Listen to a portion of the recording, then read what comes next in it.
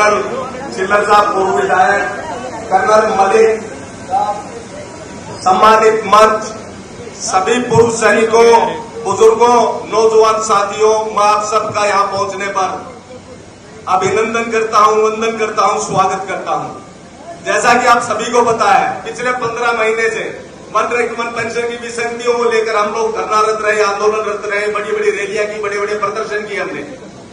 लेकिन उसके बावजूद भी इस अहंकारी और तानाशाह सरकार के कान पर कोई जू नहीं रहेंगी। बड़े ही अफसोस और शर्म की बात है कि देश का पूर्व सैनिक रोड पर है, इन्होंने कोई संज्ञान नहीं लिया। हमने प्रधानमंत्री कार्यालय, रक्षा मंत्री, गृह मंत्री, सभी मंत्रियों को, पूरी की पूरी कैबिनेट को, देश के सभी सांसदों को ज्ञापन सौंपा, उसके बावजूद कोई संज्ञान नहीं लिया गया। मांगे मानना तो दूर की बात, हमें वार्ता का निमंत्रण तक नहीं दिया। या तो ये बताते कि हमारी मांगे नाजायज है या हमारी मांगे मानी जाती, चलो उसका भी कोई इतना बड़ा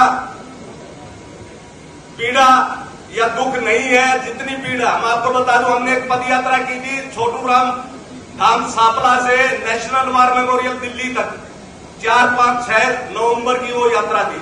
6 नवंबर को जब देश का पूर्व सैनिक अमर शहीदों को श्रद्धा सुमन अर्पित करने के लिए National War Memorial India Gate पहुंचा, वहां धारा 144 इम्पोज कर दी गई। आम व्यक्ति के लिए धारा 144 नहीं थी, देश के पूर्व सैनिकों के लिए धारा 144 थी। वहां डीसीपी तायल साहब थे, मैंने उनसे सवाल किया कि देश के पूर्व सैनिकों में आपको शांति भंग होने का खतरा है कि हमारे लिए आपको शांति भंग होने का खतरा है? कमाल कर दिया। 5 पुरुष सैनिक एक साथ इन शहीदों को नमन नहीं कर सकते। और वो दिन हमने काला दिवस के रूप में मनाया, उस दिन हमें गिरफ्तार किया गया, हमने अपनी गिरफ्तारियां दी। उसके अलावा अग्निवीर योजना जो ये लेकर आए हैं, किसी पूंजीपति, उद्योगपति, पैसे वाले का बेटा फौज में नहीं जाता। आम मजदूर, गरीब, किसान, फौजी का बेटा फौज में सिपाही लगने जाता है।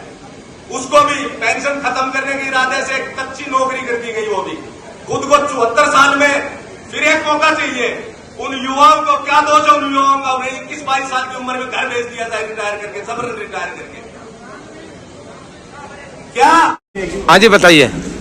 आज पूर्व सैनिकों की मीटिंग का आयोजन किया था, बहुत बड़ी विशाल मीटिंग थी। इससे पहले 3 दिन पहले हमने एक बैठक की जिसमें फैसला लिया गया कि हम कांग्रेस पार्टी को समर्थन करेंगे। उसका कारण था, पिछले 15 महीने से हम लोग संघर्षरत है, आंदोलनरत है, धरनारत है, और हमने तमाम बड़ी बड़ी रैलियां की, प्रदर्शन किए, लेकिन उसके बावजूद भी इस अहंकारी और तानाशाही सरकार के ऊपर कोई फर्क नहीं पड़ा, कोई इनके कान पर जू नहीं रहेंगे। हमने इनको बार बार चेताने का काम किया, या तो हमारी बात सुन लो, नहीं तो हम वोट की तौर से आपको नुकसान पहुंचाएंगे, या तो आप ये बता दो हमारी मांगे नाजायज है, और अगर हमारी मांगे जायज है तो इनका समाधान करो। समाधान करना तो बहुत दूर की बात, इन्होंने संज्ञान लेना भी उचित नहीं समझा, किसी भी संगठन को वार्ता का निमंत्रण तक नहीं दिया। हमने सबने मिलकर ये फैसला लिया। उसका एक प्रमुख कारण यह था क्योंकि कांग्रेस ने अपने मैनिफेस्टो में, अपने घोषणा पत्र में शामिल किया कि हम आते ही सबसे पहले अग्निवीर योजना को समाप्त करेंगे। अग्निवीर योजना के बारे में आपको बता दूं कि 4 वर्ष की नौकरी करती थी, ठेके की नौकरी करती, फौज की नौकरी भी प्राइवेट नौकरी टाइप करती कि 4 साल में आपको जबरन रिटायरमेंट, 21 साल के 22 साल के युवा को जबरन रिटायरमेंट कर दिया जाएगा। खुद 74 साल की उम्र में फिर एक मौका मांग रहा है कि मुझे 74 साल की उम्र में एक मौका और दे दो, और एक युवा को 21-22 साल की उम्र में घर भेजने का काम कर रहा है। वही काम 2 तरीके के सैनिक हो गए फौज में, एक्स और वाई मान लो। एक रेगुलर सैनिक है, वही सिपाही वो है, वही दूसरा वो। एक की 17,000 तनख्वाह है, एक की 30,000। कितनी असमानता है। कोई पूंजीपति, उद्योगपति, पैसे वाले का बेटा फौज में सिपाही लगने नहीं जाता। सिपाही लगने जाते हैं मजदूर के, किसान के, गरीब का, किसी फौजी का बेटा वहां सिपाही लगता है। उस नौकरी को भी खत्म करने का काम इस सरकार ने किया है।